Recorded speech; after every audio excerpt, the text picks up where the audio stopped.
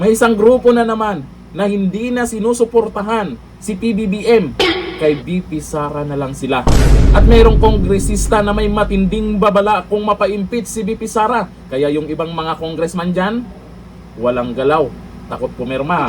So ayon dito sa news ngayon, Masada reactivated para kay Sara, wala na si PBBM. Itong Masada to ay talagang maingay na grupo ito pagdating sa eleksyon. Kung sino yung sinusuportahan nila, talagang makakakuha ng malaking boto. Muling binuhay ang dating Marcos-Sara Duterte Alliance or Masada. Ngunit sa pagkakataong ito ay nakatuon na lamang kay Sara Duterte matapos nitong ideklara ang planong pagtakbo sa pagkapangulo sa 2028. Matatandaang nagsimula ang grupo noong 2021 bilang Mayor Sara Duterte Alliance upang hikayatin si Sara na tumakbo sa 2022 elections. Kalaunan, naging Marcos-Sara Duterte Alliance ito upang suportahan ang tandem ni Ferdinand Bongbong Marcos Jr. at Duterte. Gayunman, matapos manalo si Marcos noong 2022, unti-unting nawala sa eksena ang Masada. Siyempre, ikaw ba naman na napaniwala sa mga pangako ni Jr.? Ngayon, muling bumalik ang grupo. Ngunit sa pagkakataong ito, wala na sa alyansa ang Pangulo. Naku, mukhang maraming umaayaw na kay Jr. Yung dating mga nakasuporta sa kanya nung eleksyon para manalo siya, ala na. Eto ang tanong, sino ang pambato nila sa 2028? Sure na sure, talo. Gusto pa ni Risa na makipagsanib puwersa? Nako, lalong wala kayong pag-asa na manalo. Kaya ngayon, yung usapin po ng impeachment ay may mga nag-iingay dyan, ilang impeachment complaint na.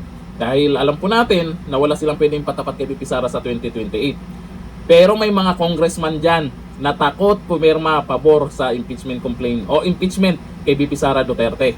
Ito po, may isang congressman na merong babala. Naku po, meron siyang babala kung sakaling ma-impeach si BP Sara. Paalala, hindi nag-iisang Duterte si BP Sara. O ayon po dito sa balita, baka kahit sinong Duterte manalo, Irize nagbabala sa epekto ng impeachment kay BP Sara. Sa tanong kung makakatakbo pa ba si Sara Duterte sa gitna ng impeachment proceedings, sinabi ni Edgar Irize na maaaring magdulot pa ito ng mas malakas na suporta sa kampo ng Duterte.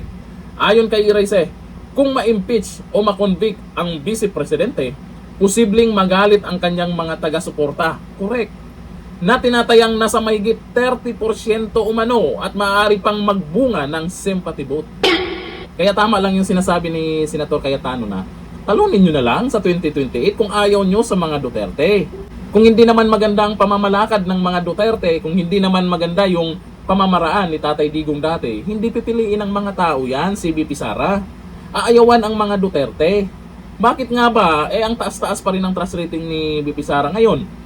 Hindi man lang makadikit-dikit si Jr. Nag-negative pa nga eh. Resulta po yan sa legacy po ni Tatay Digong. Tapos, ang pumalit, ang layo ng kaibahan. Ang layo ng dating presidente na maraming proyekto, may malasakit sa taong bayan, lahat ginagawa para sa ikakabuti ng bansa. Ang pumalit, ewan. Kaya hindi tayo magtataka na mas maraming Pilipino ang susuportahan itong si BP Sara. Kung ma-impeach man siya, hindi pa rin doon nagtatapos ang laban. Lalong lalakas lang ang puwersa ng mga Duterte. Magagalit yung mga taga-suporta pag-uusapan, hindi lang sa Pilipinas yan. Kahit sa ibang bansa pag-uusapan yan. Bakit nga ba na-impeach si BP Sara dahil sa 125 million at iba pa? Samantalang yung isa dyan, bilyon ang confidential fund. Pero mukhang tahimik sila. Tapos yung maanumalyang flood control project, di ba? Ikumpara natin doon sa dapat nilang unahin. Sa mga balimbing dyan, habang maaga pa, bait-baitan na kayo kay BP Sara. At sa mga buhaya, ay malamang tatahimik yan. Malalaman natin na sa ibang bansa na ang mga yan. Hanggang dito na lang, thank you. Bye-bye.